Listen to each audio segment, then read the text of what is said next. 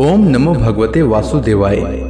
भगवान बृहस्पति देव की पूजा अर्चना के लिए बृहस्पतिवार को व्रत करके बृहस्पतिवार व्रत की कथा का श्रवण करना चाहिए। बृहस्पतिवार का व्रत करने और व्रत कथा सुनने से स्त्री पुरुषों की सभी मनोकामनाएं पूरी होती है।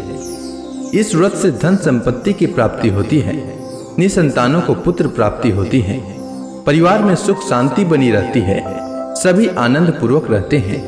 अब आइए सुनते हैं बृहस्पतिवार व्रत कथा। प्राचीन समय की बात है, भारत में एक राजा राज्य करता था। वह बड़ा प्रतापी तथा दानी था। वह नित्य प्रति मंदिर में भगवत दर्शन करने जाता था। वह ब्राह्मण और गुरु की सेवा किया करता था। उसके द्वार से कोई भी याचक निराश होकर नहीं लौटता था। वह प्रत्येक गुरुवार को व्रत रखता एवं पूजन करता था। हर दिन गरीबों की सहायता करता था। परंतु यह सब बातें उसकी रानी को अच्छी नहीं लगती थी। वह न तो व्रत करती और न किसी को एक भी पैसा दान में देती थी। वह राजा से भी ऐसा करने को मना किया करती थी। एक समय की बात है, राजा शिकार खेलने वन को चले गए। घर पर रानी और दासी थी। उस समय गुरु बृहस्पति साधु का रूप धारण कर राजा के दरवाजे पर भिक्षा मांगने आए। साधु ने रानी से भिक्षा मांगी तो वह कहने लगी, हे साधु महाराज, मैं इस दान और पुण्य से तंग आ चुकी हूँ। इस कार्य के लिए तो मेरे पति देव ही बहुत हैं। अब आप ऐसी कृपा करें कि सारा धन नष्ट हो जाए तथा मैं आराम से रह सकूं। साधु रूपी बृहस्पति देव ने कहा, हे देवी, तुम बड़ी विचित्र हो। संतान और धन से कोई दुखी नहीं होता है, इसको सभी चाहते हैं। पापी भी पुत्र और धन की इच्छा करता है। अगर तुम्हारे पास धन अधिक है तो भूखे मनुष्यों को भोजन कराओ, प्याऊ लगाओ, ब्राह्मणों को दान दो, धर्मशालाएं बनवाओ, कुआं, तालाब, बावड़ी, बाग, बगीचे आदि का निर्माण कराओ तथा निर्धनों की कुंवारी कन्याओं का विवाह कराओ, साथ ही यज्ञ आदि करो। इस प्रकार के कर्मों से आपके कुल का और आपका नाम परलोक में सार्थक होगा एवं स्वर्ग की प्राप्ति होगी। परंतु रानी साधु की इन बातों से खुश नहीं हुई। उसने कहा, हे साधु महाराज, मुझे ऐसे धन की आवश्यकता नहीं जिसको मैं अन्य लोगों को दान दूं तथा जिसको रखने और संभालने में ही मेरा सारा समय नष्ट हो जाए। साधु ने कहा, हे देवी, यदि तुम्हारी ऐसी ही इच्छा है तो जैसा मैं तुम्हें बताता हूँ तुम वैसा ही करना। बृहस्पतिवार के दिन घर को गोबर से लिपना, अपने केसों को पीली मिट्टी से धोना, केसों को धोते समय स्नान करना, राजा से कहना वह हजामत करवाए, भोजन में मांस मदिरा खाना, कपड़ा धोबी के यहाँ धुलने देना। इस प्रकार 7 बृहस्पतिवार करने से तुम्हारा धन नष्ट हो जाएगा। यह कहकर साधु महाराज रूपी बृहस्पति देव अंतर ध्यान हो गए। रानी ने साधु के कहने के अनुसार 7 बृहस्पतिवार तक वैसा ही करने का विचार किया। साधु के बताए अनुसार कार्य करते हुए केवल 3 बृहस्पतिवार ही बीते थे कि उसकी समस्त धन संपत्ति नष्ट हो गई। भोजन के लिए दोनों समय परिवार तरसने लगा तथा सांसारिक भोगों से दुखी रहने लगा। तब वह राजा रानी से कहने लगा कि हे रानी, तुम यहाँ पर रहो, मैं दूसरे देश को जाता हूँ, क्योंकि यहाँ पर मुझे सभी मनुष्य जानते हैं, इसलिए मैं यहाँ कोई कार्य नहीं कर सकता। मैं अब परदेश जा रहा हूँ, वहाँ कोई काम धंधा करूंगा, शायद हमारे भाग्य बदल जाए। ऐसा कहकर राजा परदेश चला गया। वह वहाँ जंगल से लकड़ी काट कर लाता और शहर में बेचता। इस तरह जीवन व्यतीत करने लगा। इधर राजा के बिना रानी और दासियां दुखी रहने लगी। किसी दिन भोजन मिलता और किसी दिन जल पीकर ही रह जाती। एक समय रानी और दासियों को 7 दिन बिना भोजन के व्यतीत करना पड़ा। तो रानी ने अपने दासी से कहा, हे दासी, यहाँ पास के ही नगर में मेरी बहन रहती है, वह बड़ी धनवान है। तू उसके पास जा और वहां से 5 सेर बेझर मांग कर ले आ, जिससे कुछ समय के लिए गुजर हो जाए। दासी रानी की बहन के पास गई। रानी की बहन उस समय पूजा कर रही थी। बृहस्पतिवार का दिन था। दासी ने रानी की बहन से कहा, हे रानी, मुझे आपकी बहन ने भेजा है, मुझे 5 सेर बेझर दे दो। दासी ने यह बात अनेक बार कही, परंतु रानी की बहन ने कोई उत्तर नहीं दिया, क्योंकि वह उस समय बृहस्पतिवार की कथा सुन रही थी।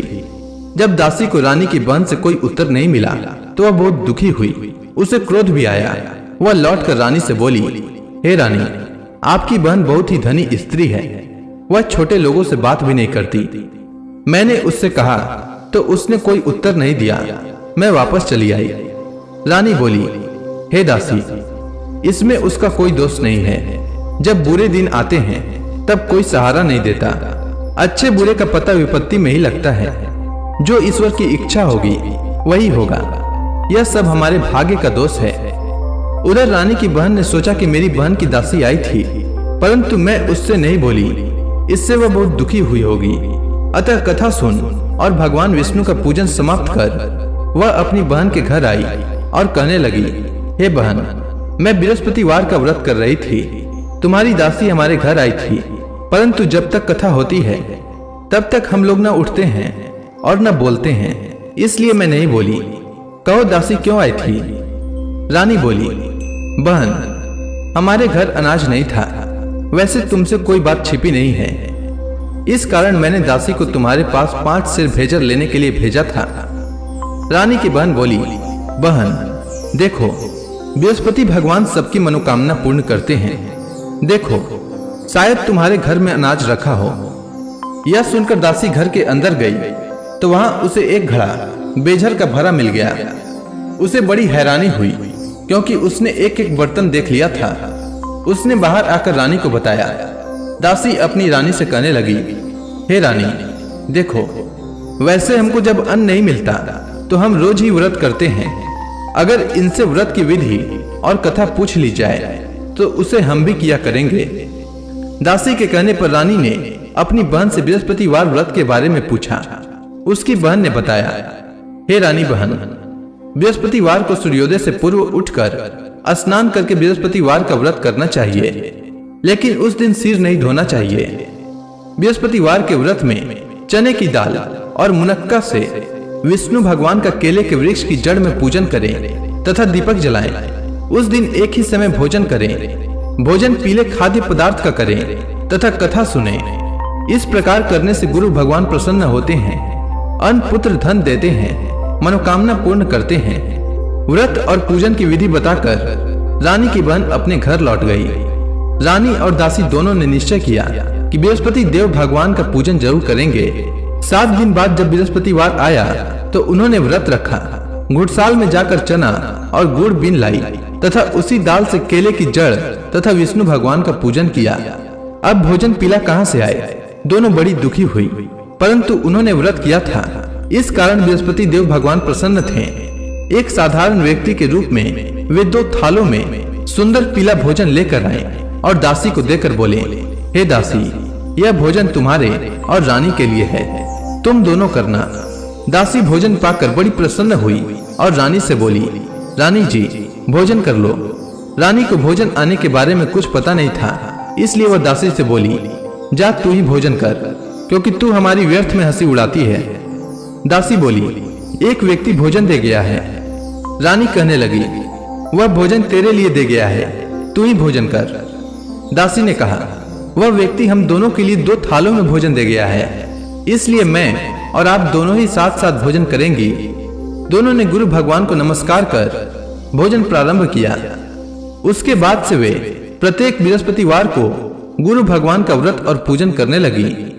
बृहस्पति भगवान की कृपा से उनके पास धन हो गया, परंतु रानी फिर से पहले की ही तरह आलस्य करने लगी। तब दासी बोली, देखो रानी, तुम पहले भी इस प्रकार आलस्य करती थी। तुम्हें धन के रखने में कष्ट होता था, इस कारण सभी धन नष्ट हो गया। अब गुरु भगवान की कृपा से धन मिला है तो फिर तुम्हें आलस्य होता है। बड़ी मुसीबतों के बाद हमने यह धन पाया है, इसलिए हमें दान पुण्य करना चाहिए।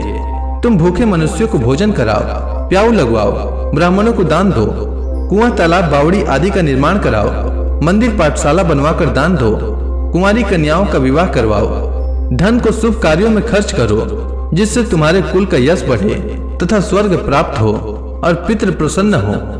दासी की बात मानकर रानी ने इसी प्रकार के कर्म करने प्रारंभ किए, जिससे उनका काफी यश फैलने लगा। एक दिन रानी और दासी आपस में विचार करने लगी कि न जाने राजा किस दशा में होंगे, उनकी कोई खोज खबर नहीं है। गुरु भगवान से उन्होंने प्रार्थना की और भगवान ने रात्रि में राजा को स्वप्न में कहा, हे राजा, उठ, तेरी रानी तुझको याद करती है, अब अपने देश को लौट जा। राजा प्रातः काल उठकर जंगल से लकड़ियां काट कर लाने के लिए जंगल की ओर चल पड़ा। जंगल से गुजरते ही वह सोचने लगा, रानी की गलती से उसे कितने दुख भोगने पड़े। राजपाट छोड़कर उसे जंगल में आकर रहना पड़ा। जंगल से लकड़ियां काटकर उन्हें बेचकर गुजारा करना पड़ा। उसी समय उस जंगल में बृहस्पति देव एक साधु का रूप धारण कर आए और राजा के पास आकर बोले, हे लकड़हारे, तुम इस सुनसान जंगल में किस चिंता में बैठे हो, मुझे बतलाओ। यह सुनकर राजा के नेत्रों में जल भर आया और साधु की वंदना कर बोले, हे प्रभु, आप सब कुछ जानने वाले हैं। इतना कहकर राजा ने साधु को अपनी संपूर्ण कहानी सुना दी। महात्मा दयालु होते हैं। वे राजा से बोले, हे राजा, तुम्हारी पत्नी ने बृहस्पति देव के प्रति अपराध किया था, जिसके कारण तुम्हारी यह दशा हुई है। अब तुम किसी प्रकार की चिंता मत करो, भगवान तुम्हें पहले से अधिक धन देंगे। देखो, तुम्हारी पत्नी ने बृहस्पतिवार का व्रत प्रारंभ कर दिया है। अब तुम भी बृहस्पतिवार का व्रत करके चने की दाल व गुड़ जल के लोटे में डालकर केले का पूजन करो, फिर कथा सुनो। भगवान तुम्हारी सब मनोकामनाओं को पूर्ण करेंगे। साधु को प्रसन्न देखकर राजा बोला, हे प्रभु, मुझे लकड़ी बेचकर इतना पैसा भी नहीं बचता जिससे भोजन करने के उपरांत कुछ बचा सकूं। मैंने रात्रि में अपनी रानी को व्याकुल देखा है। मेरे पास कोई साधन नहीं जिससे समाचार जान सकूं। फिर मैं बृहस्पति देव की क्या कहानी सुनूं? मुझको तो कुछ भी मालूम नहीं है। साधु ने कहा, हे राजा, तुम किसी बात की चिंता मत करो। बृहस्पतिवार के दिन तुम रोजाना की तरह लकड़ियां लेकर शहर में जाओ। तुम्हें रोज से 2 गुना धन प्राप्त होगा, जिससे तुम भली भांति भोजन कर लोगे तथा बृहस्पति देव की पूजा का सामान भी आ जाएगा। इसके बाद राजा ने साधु के कहे अनुसार बृहस्पतिवार का व्रत किया। बृहस्पतिवार का व्रत करने से राजा के दिन सुधर गए। इसके बाद वह अपनी रानी के पास गया और फिर दोनों आनंद से जीवन यापन करने लगे। इसलिए सुख समृद्धि की कामना करने वाले मनुष्यों को बृहस्पतिवार का व्रत करना चाहिए और बृहस्पति देव की पूजा करनी चाहिए। साथ ही बृहस्पतिवार व्रत की कथा सुनना चाहिए। तो प्रेम से बोलिए विष्णु भगवान की जय, बृहस्पति देव की जय, समस्त देवी देवताओं की जय।